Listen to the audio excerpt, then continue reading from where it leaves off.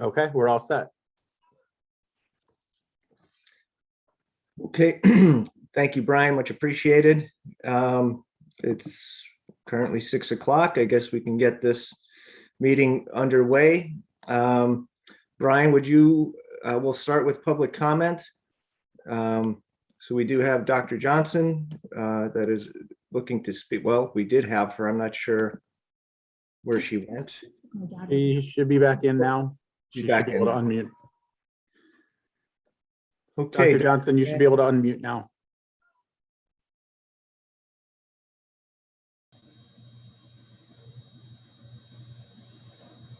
Okay. we can hear you. Yep. Oh, wonderful. Thank you. Would you just like me to start speaking? Sure, please. Okay, thank you. Thank you for the opportunity to talk to you. I have several concerns about some protocols at the district recently. I wanted to let you know that because I'm unfamiliar with all the technicalities regarding virtual meetings, I did contact the Office of Open Records. I spoke to one of their representatives. He is in charge of helping the public understand what our rights are under the law, the Sunshine Law. And I have some questions. I understand that the small town paper is where we have been putting the notification. I did contact the paper because I do not have a subscription, and I was able to get information from Peggy, and she said, besides the meeting date, really the only link was just directly to the Western Wayne website. Is that correct? Did I understand her correctly that when we place it in the paper, we basically place the time and date, and then all the other information about you were supposed to go to the website? That's what Peggy from the Tri-County Independent said. We do post that it is virtual, and we do provide the link to the website, which as soon as you go to the website, the information is there for the day of the meeting. Correct. But at this point in time, the information does not arrive until the morning of the meeting. It did not arrive for the public to view until today. It was not there yesterday.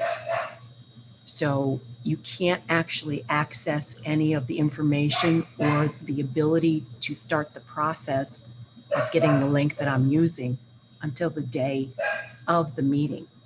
And there are quite a few steps, and it is a little bit daunting if it's the first time that you've ever tried to do it, that you have to go through all these steps.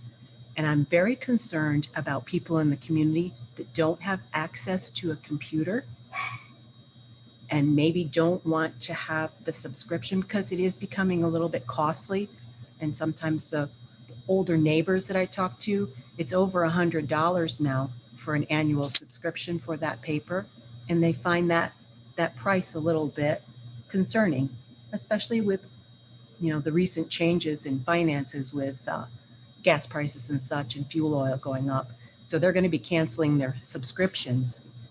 So I was hoping that we could perhaps be a little bit more aggressive about making sure that the meetings are ahead of time on our school signs so that they have a chance that if they do have someone in their family that has a computer and they want to be involved with their taxpayer obligations and make sure they keep up on everything, they can actually do that. Because right now they can't see anything to do.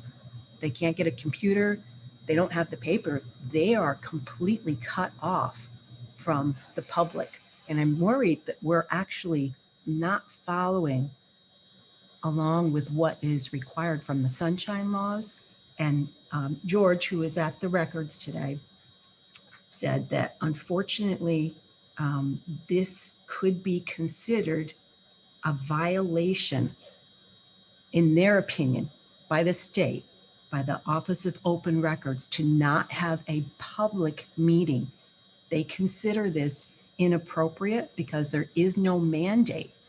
And I'm not familiar with it. There is a section 710.1, and we have an option as community members for filing a legal complaint, which seems unfortunate. So I talked to him carefully. I wanted to make sure that this information is provided in this meeting, that if there is anyone that is concerned, the local court of common pleas can actually put into effect a legal complaint against our district regarding October 6th, 2021 and October 27th, 2021, that there was not an actual public meeting and that we have to go through multiple steps, that we have sometimes our electronic signs are not up to date. We have to have a subscription to a newspaper that we may or may not have. We have to call the newspaper, hope somebody calls us back and lets us know what's going on. We have to be able to contact the school, wait till the morning of the meeting, go through all the steps that are required to get to the public, the PSBA webinar registration. Then we have to know that we have to do this all before the beginning of the meeting. We can't wait. There's no timeline listed on our webpage as to when you can do this process. Then once you get into that and you register, you don't want to click on the link until 10 minutes before. That's not in the instructions anywhere either. So you can see I have a lot of concerns for our people that, we're making it extremely complicated for us to have the right to get to hear what's going on in our own district. And I think that it's becoming very, very concerning that people are going to get upset after all the years that I've been coming to the school board meetings and we've been trying to get people to be involved. Here we are. I had a difficult time. I did not make it to the October 6th. All of those hoops, I did not make it. I was told that I waited too long, even though there was no instructions as to what I had to do. So now I think, again, it's always a sad thing when we have to talk about going to the court to get this taken care of.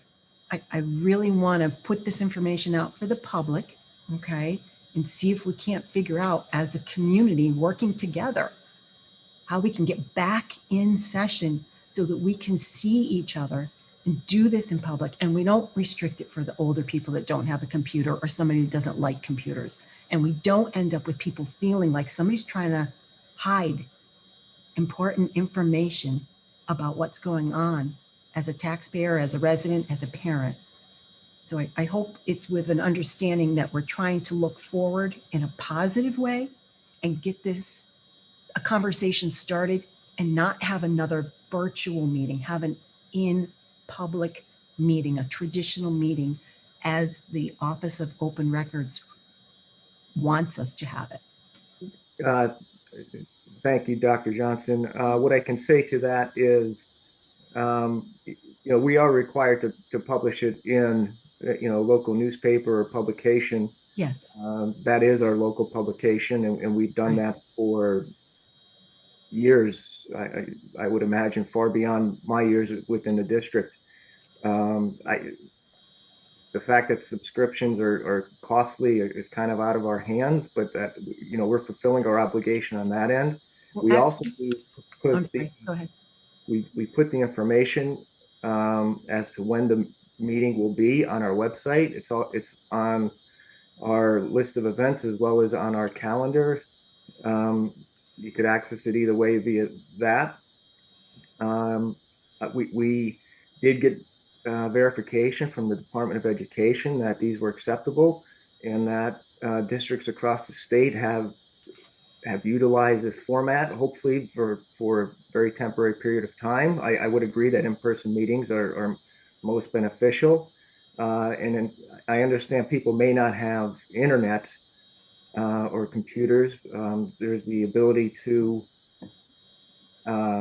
access a library, to utilize those resources. At 6 o'clock at night? We posted in each building throughout the district.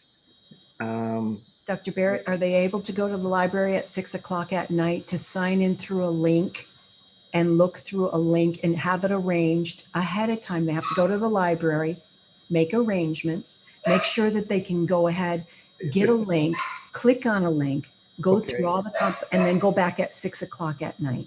I understand that, but at the same time, they would have to drive themselves to the physical meeting, had to be in Not the person. same thing, sir. That's not the same thing. And what he told me was he was aware of the fact that certain organizations in the educational departments have decided that they approve. But the Sunshine Law, the gentleman that is in charge of helping people understand what their legal rights are, he personally told me today, and please call him and ask him, make sure, but he told me today that that is not the open records requirements. That does not fit his requirements. And he suggested if we can't, we have every right to take this to court. Every right to take this to court. And I prefer not to do that, truthfully.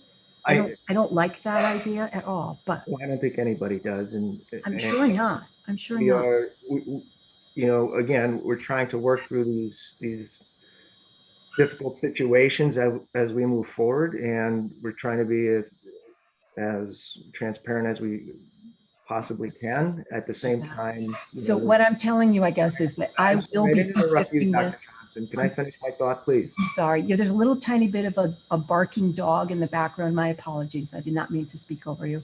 Thank you. Again, we're providing different avenues.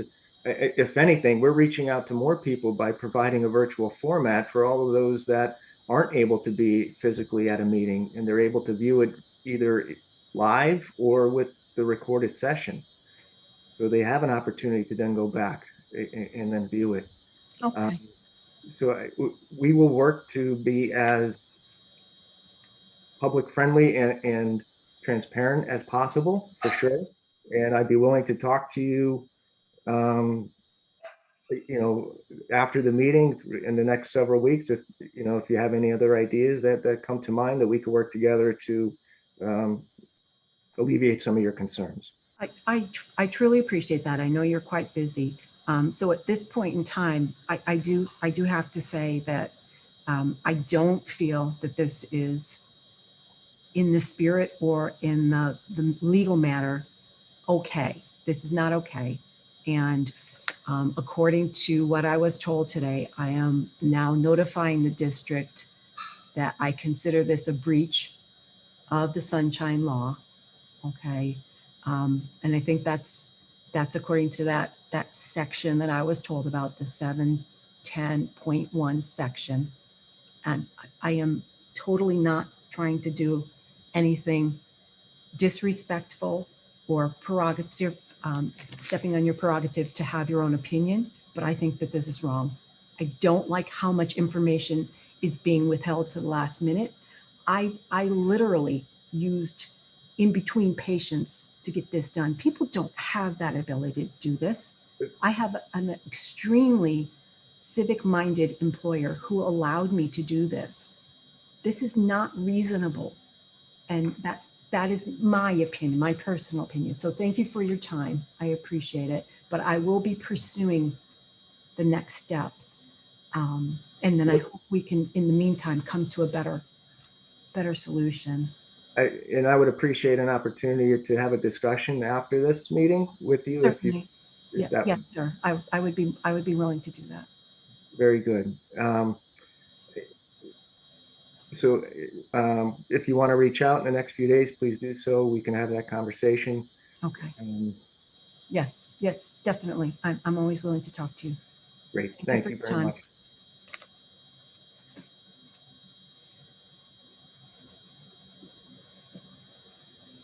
Okay.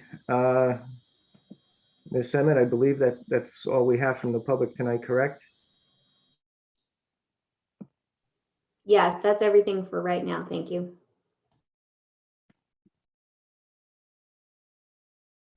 Okay, moving along to the agenda.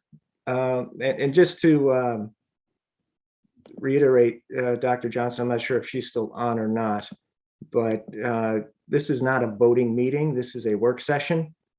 And therefore, the information that we put out may change. That's why we don't put out information as we would with a live meeting. So I just want to also clarify that. Our voting meeting is next week on Wednesday. Okay, moving to the agenda. So we do have our usual, starting with our call to order, prayer, pledge of allegiance, approval of minutes, treasurer's report. We have our approval of bills to number 7, accounting of taxes, number 8. We will have student recognition. We do have 2 students lined up to speak next Wednesday. We will have our recognition of the public as well. And there you can see our student enrollment for the month, which is a total of 1809. Moving along to number 12. We do have 2 MOUs that we're working on. The one, if the WWESPA, that is the support staff contract adjustment. I could explain that a little bit more in the executive session. We had to adjust some pay rates accordingly due to calculation concern in the contract. The other one is annually we have a virtual online program agreement with the association, the Teachers Association, for our virtual academy. We did adjust some of the language in that. We're just finalizing that, hoping to get it back. If it's not finalized by Wednesday, we will remove it from the agenda and post it next month. So, we tweaked some of the language to reflect what practices we are doing as a result of both the COVID situation, as well as some things that we've adjusted prior to that. So hopefully we'll have that out to you ASAP. Again, if not, we'll remove that one. Number 13 is the food service and custodial substitute rate. We did not approve that back in, I believe it was June or August, the board meeting. We did the secretaries, we did the paraprofessional subs, substitute teachers. However, for some reason, this was not a part of that, but basically the rate is $11.45 for this current school year, which is in line with what the contract states for a starting position. Number 14, we're looking to implement 2 additional early dismissal Act 80 days for teacher professional development and staff professional development. Several things came up in the meantime that we need to address in terms of special education and professional development, safe schools professional development, and curricular professional development, or providing time for curriculum development and revampment.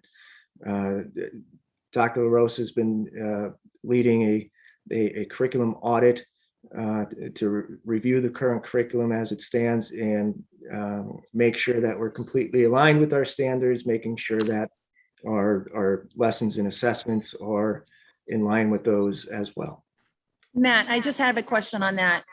Would that audit be available to either the public or the board at any time? Yeah, well, we would have it for the board to approve. Again, it's just making sure that we're aligning what we're doing with the Pennsylvania standards. And it's been several years since we've done it district-wide. We've done it in pockets over the past few years to address elementary math, elementary reading. We've done science, but we just top to bottom. We do have our comprehensive plan due They just extended the deadline to August. So that's part of the process as well. We're trying to make sure that we're in line with all of that as well. So that would be available to the public as well? Well, yeah, I mean, technically it currently is. If you go on to the Pennsylvania Department of Education Standards Aligned System. No, I'm asking, I'm sorry, Cindy's audit. That will be available. Would that be put on our website of the curriculum? Well, we haven't discussed that yet because we're not that far. Okay. We're in the preliminary stages yet because, yeah, we're not quite there yet.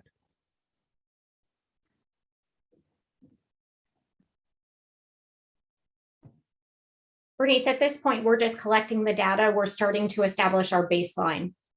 So this is going to be a process, if that answers. How long do you think, Cindy, would that be? The audit of the curriculum? Well, it's going to be, it's going to extend beyond this year, not just the audit piece of it, but our curriculum plan, like Matt said, is due in August. So we are going to have a plan in place to reveal that information, but then also it's going to extend multiple years as we work to address some of those needs and areas that we could strengthen. Okay, great. Thanks, Cindy. We'll keep an eye out for it. Okay.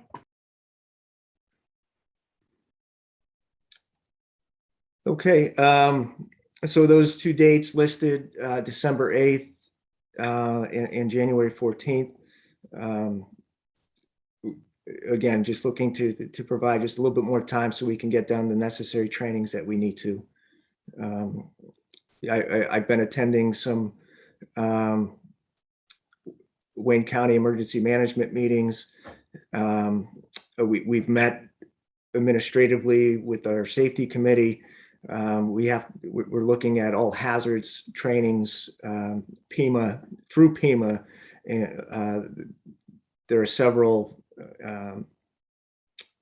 trainings that they're recommending at this point. We need to address both from an administrative standpoint and then with the staff in general. So just to give you an idea of what we're looking at, you know, in the event we have to evacuate and reunify students with parents, where do we evacuate to?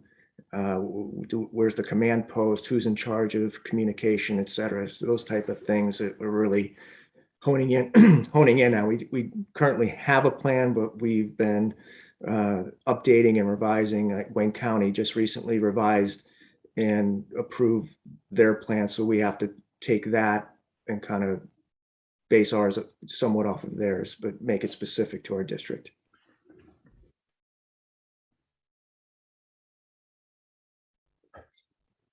Okay, number 15, we have 3 drivers for contractors, Cabbage and Chapman.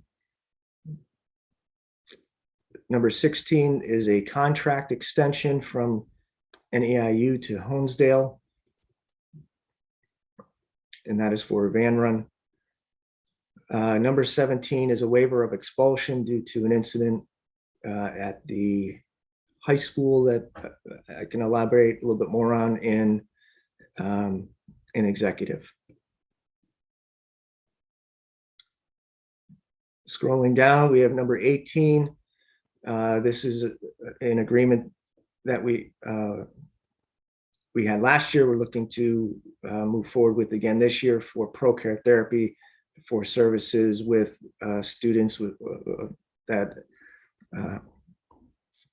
need assistance with deaf and hard of hearing services. And that's the hourly rate there.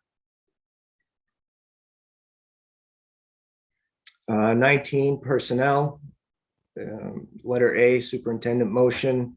That's dealing with the contracts renewal or that we need to discuss again in executive.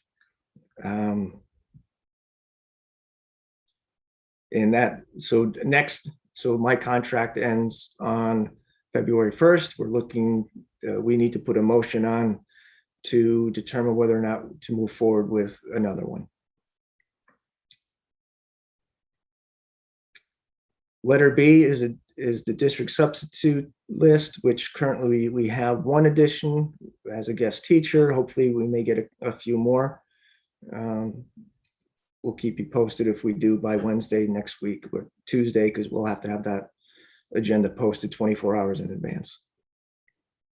Letter C, these are 2 sabbatical requests for restoration of health for 2 individuals that are currently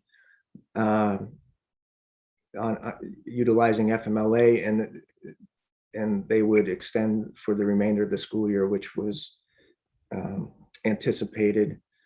We do have some things in place for that. So again, restoration of health for the 2nd semester for both of those.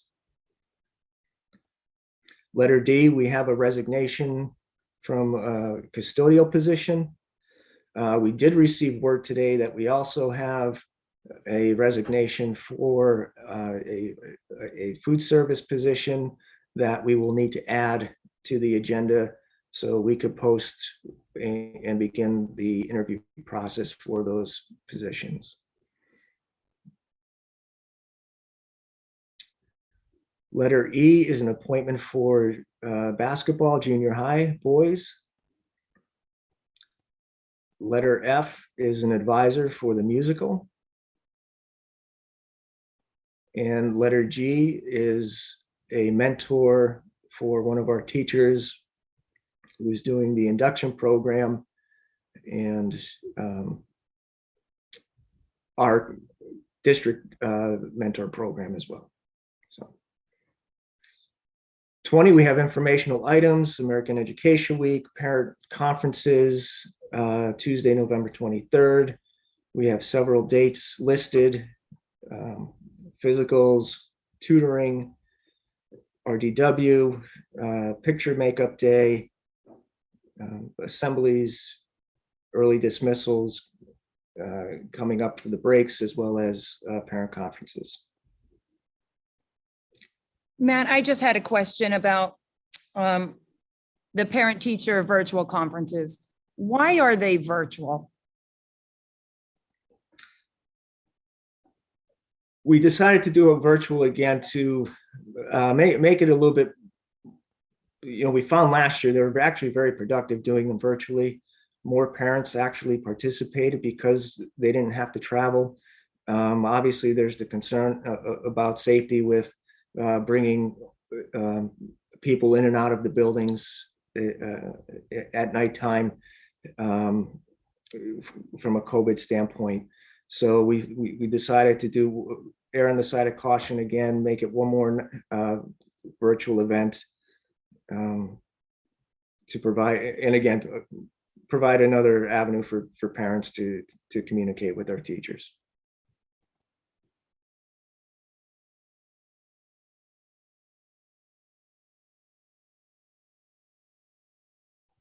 So it's the same hours, it's the same day. Teachers will be, they'll set a schedule so that, parents know when to arrive. Yeah. And on that, Matt, I just wanted to say, it would have been great if it was optional to do it via Zoom or in person. I just don't know how long we're going to use this COVID excuse, because we're in session. There's no reason why any of this should be virtual. And we have athletes in and out. Everybody is in this school district. I am just blown away by we keep using this excuse of COVID. I understand, hey, it's great, more parents are involved, but you make it an option. I just don't know how long we're going to keep using these excuses. I just don't.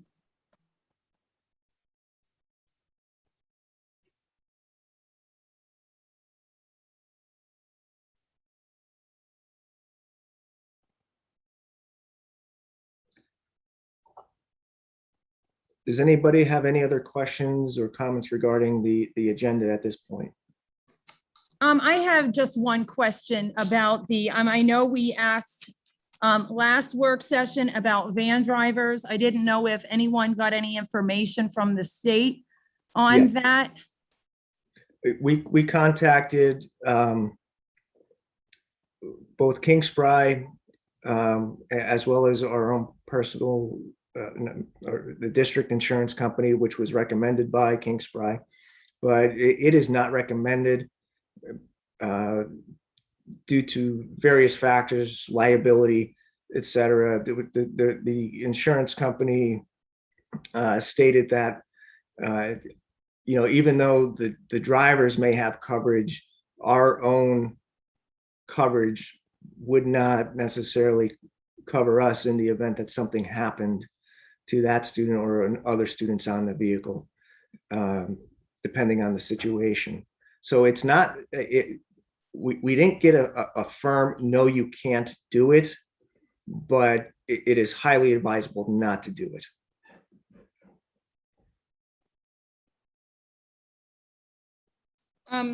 Because in their contract, it did state that they would have all liability.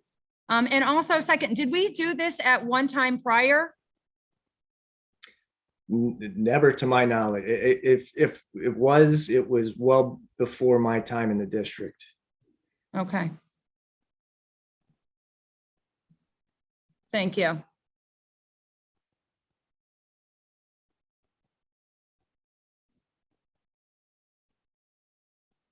Rose, do you have anything else to add to that? Because I know you spoke with Harold regarding that situation. Is that pretty much the gist of it? Yeah, pretty much what you said. I did speak with our insurance agent on it, and he just said our exposure for liability, even though the contractors would have and do have their own liability insurance, they're required to do that for us being contractors, that it would also affect our liability if something were to happen on those, whether it be a van or a bus, and there were students that were not Western Wayne students. It was just suggested that we didn't do that if we can manage without that change. Rose, would there be another, I'm just, looking at all avenues, would there be something else that could be added to their insurance because they're covered through any liability that would make a contractor more benefit if they had another piece? To the best of my knowledge, no, even no matter like what they have, I mean, they have a full scale of liability coverage now. It would still come back on ours also if there was, say, a student that was our student was on the vehicle and the younger child that was not a Western Wayne student maybe caused an accident or caused the driver to be distracted during driving, and then they would say that was our fault also. So it was just the recommendation. What amount of liability does the van drivers have? It's at least, I don't have the contracts in front of me, but it's at least $1 million of coverage. It could be 2. I'm not 100% sure, but it's at least $1 million of coverage. Okay, I great. have $1 million. I could tell you I have $1 million on mine that I do. Okay. Can somebody refresh my memory? What are we looking into? Why do we talk to King Spry? Explain that to me. This conversation. Well, just like last time, Joe, remember when I asked if a van driver could bring a kid Oh, who yeah. wasn't in the district? And so, Yeah. and was the discussion. Okay. All right. That was about bringing your own child or something on the van. Okay. Correct. Okay. That's what I couldn't remember. Okay. Thank you.